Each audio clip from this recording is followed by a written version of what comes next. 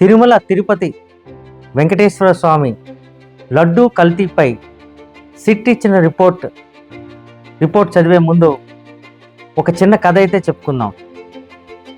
ఒక రాజ్యం ఉంది. అనగనగా ఒక రాజ్యం. ఆ రాజ్యంకి కొత్తగా ఒక రాజు ఎన్నికై పడ్డాడు. అయితే ఆ రాజు అతని తాలూకా సభలో ఒక బాధనైతే వ్యక్తపరిచాడు. ఏంటంటే, మన రాజ్యంలో ఉన్న గుర్రాలు కొన్ని దొంగతనం చేయబడ్డాయని. ఈ దొంగతనం ఆ ముందు ఉన్న రాజులే చేశారని, ముందు పాలించిన రాజులు చేశారని ఆ ప్రజెంట్ ఉన్న రాజు వ్యక్తపరిస్తే, అక్కడ కూర్చున్న ముందు పాలించిన రాజు లేచి చాలా బాధని అయితే వ్యక్తపరిచారు.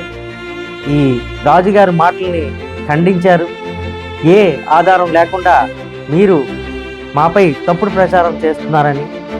సరే, ఆ రాజుగారు ఏమన్నారంటే, మనం ఒక టీం నేద్దాం, ఒక ఇన్వెస్టిగేషన్ టీంని. ఆ టీమే ఈ విషయంపై డీల్ చేస్తారు.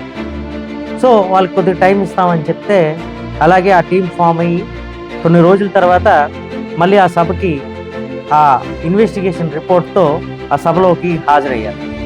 ఆ సభలో ఆ రాజుగారు ఉన్నారు, ఆ ముందు పాలించిన రాజులు ఉన్నారు, అందరూ ఉన్నారు, మంత్రులు ఉన్నారు. అయితే ఆ ఇన్వెస్టిగేషన్ టీం ఆ రిపోర్ట్ తీసుకొని ఫస్ట్ చెప్పిన పాయింట్ ఏంటంటే, గుర్రాలు దొంగతనం చేయబడలేదు అనే ఒక పాయింట్ని చెప్పారు. చెప్పిన వెంటనే ఈ ముందు పాలించిన రాజు ఎగిరి గంతేసి బయటికి వెళ్ళి రాజులు, మంత్రులు, ఆ ముందు పాలించిన రాజు, మంత్రులు అందరూ కూడా ఎగిరి గెంతేసి బాంబులు కాల్చి స్వీట్లు పంచుకొని అభిషేకాలు చేశారు. అయితే ఈ ఇన్వెస్టిగేషన్ టీంకి ఏం చేయాలో తెలియక తెల్లమొహాలు వేసుకొని వెళ్ళి వాళ్ళకి దెబ్బ మీద ఒక్కటి లాగి, ఒరే, ఇన్వెస్టిగేషన్ రిపోర్ట్ని పూర్తిగా వినండిరా, సగం సగం వినే మీరు ఈ పరిస్థితికి వచ్చారు. ఏ గుర్రాలైతే దొంగతనం చేయబడలేదు, కానీ ఏనుగులైతే పోయాయి. ఆ ఏనుగులు పోవడం కూడా మీ వల్లే పోయాయి అని చెప్పిన వెంటనే వాళ్ళు ఈ రిపోర్ట్ పూర్తిగా వినకుండా, లేదు గుర్రాలు పోయామే, పోలేదు, ఇంక మాకేం సంబంధం లేదు అని వాళ్ళు గెంతులు వాళ్ళు వేసుకునే ఉన్నారు, వాళ్ళు డాన్సులు వేసుకునే ఉన్నారు. ఎంత గౌరవం అండి! అదే పరిస్థితి ఈరోజు మన రాష్ట్రంలో మనం ఇప్పుడైతే చూస్తున్నాం. సిట్ ఇచ్చిన రిపోర్ట్ ఒకసారి చదువుతాం. The special investigation team led by the CBI, it's final 219 page charge sheet was no animal fat found. Okay, ఒప్పుకుంటాం. Synthetic fake ghee. The investigation revealed that approximately 6.8 million kg of synthetic ghee worth 250 crores was supplied between 2019 and 2024. ఏంటిది? 250 కోట్లు విలువ చేసే fake ఘీ 2019 నుంచి 2024 వరకు టీటీడీకి supply చేయబడింది. The virtual dairy, the primary supplier Bhole Baba organic dairy, Uttarakhand, reportedly did not procure any milk or butter during this period.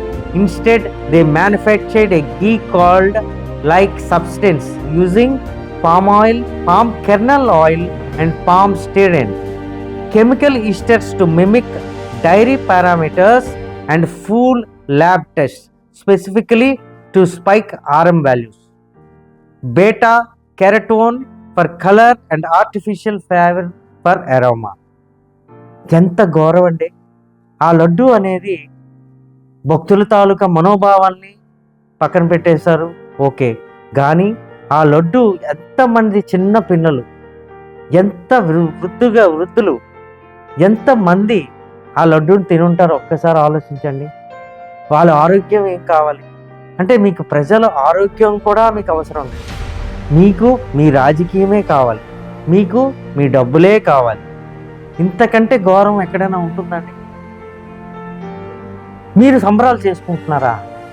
అంటే animal fat లేకపోతే మీరు సంబరాలు చేసుకుంటున్నారా? మరి ఈ సింథటిక్ ఘీ పరిస్థితి ఏమిటి? బోలే బాబా, అసలు మీకు పేరు వింటుంటూనే అర్థమవుతుంది కదా అది ఒక ఫ్రాడ్ కంపెనీ అని.